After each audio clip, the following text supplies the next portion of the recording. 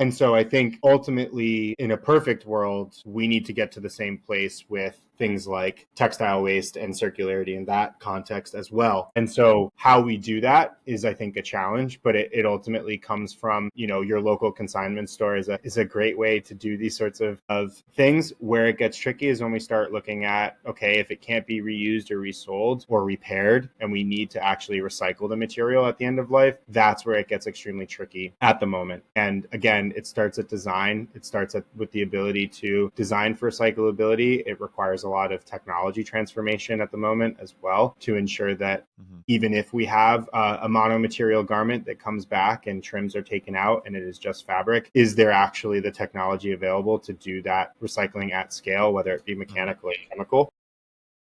So there are so many challenges to making it efficient.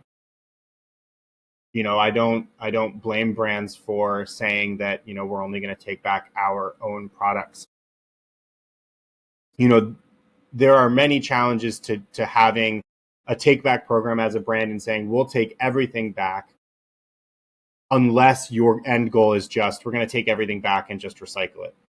If you're trying to do any sorting for repair and resale or refurbishment, it gets really, really tricky to do that as a brand.